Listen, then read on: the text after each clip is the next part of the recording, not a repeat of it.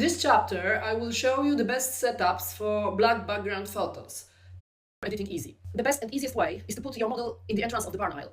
Here we have a perfect barn with a long aisle. Back door are closed, so the light gets inside through the front door only. And we have a beautiful fall-off. Fall-off is what we call fading the light into darkness.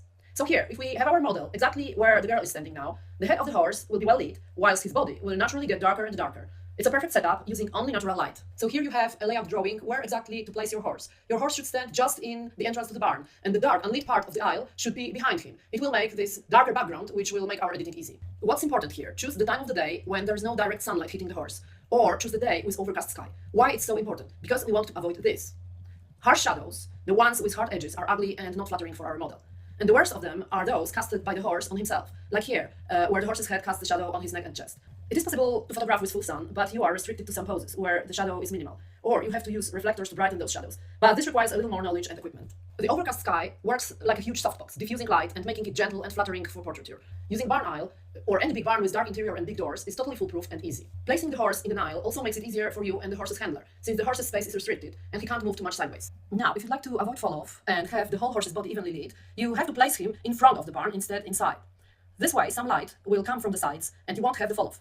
This is very useful for shots like this one, from behind. You don't want the horse's butt to be the main subject of the portrait, but his face. So the face must be well lit, but you still have the dark backdrop from the alley behind. Not everyone has an access to this kind of barn.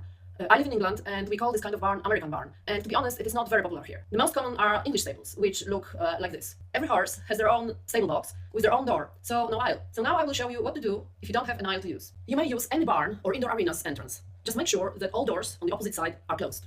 You may use any field shelter, shallow shed, or carport, placing the horse in front of it. Sometimes you will have to remove all the bright colored items like buckets or hanging blankets, but any darker space will provide some darker background. This is the barn that I often use. It's open and shallow, so it's hard to get a fall off, but still it's a very good setup for black backgrounds. Usually I remove all the bright, distracting items, close the back doors, and sometimes I hang a big piece of black fabric inside. The fabric backdrop is huge, and I bought it on Amazon for around $40 or so. You don't have to buy any stands for it. In every barn, there are some boards or hooks that you can use to clip the fabric to. I use a couple of strong clips, and when I go to my clients' locations, I always find something to clip the fabric to. I rarely use any stand for it. Here you have an example what usually awaits me when I arrive at client's location, and what can be quickly, within 15 minutes, rearranged to make a decent location for black background shoots. I have a strobe here, but half of the photos taken on that occasion were without any artificial lighting. If you don't have any barn, indoor arena, or shed, or carport, you may try to use normal door. This is tricky, because normal door is narrow, so you will be restricted to certain poses only.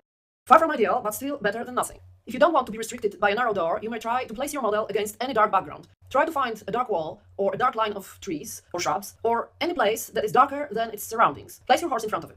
The bottom line is that you should have your model well lit, but the background behind him dark. Here you have the example from the same photoshoot. This picture will be much easier to edit than this one. Now let's talk which places to avoid. Avoid having sky as backdrop. Your editing will be a nightmare. Avoid any bright or light objects behind. Do not place your horse in double shade, like under the trees. And here's why. Here we have a horse in double shade, and it looks okay. Nothing is wrong with this picture. But if you remove the background suddenly, the shadows on his neck look horrible. This is because we took the subject out from the context. On the original picture, we see some details of the tree, so our brain registers the whole setup, and we don't notice the shadows so much. The shadows are normal, are in place here. When we don't have those elements, there is nothing justifying this kind of shadows on the horse. So it hits us and we don't know what's wrong here. Is it dirt? Is it illness? Or is it his coat pattern? It shouldn't be here because there is no tree branch to cast this kind of shadow. Similar effect occurs here with color cast. The horse seems green in shadows. This is because his coat reflected the grass color on the original image. Now there is no grass visible and the color is totally out of place. Okay, since now we know a lot about choosing the location, let's jump into the next chapter where I'll tell you about camera settings.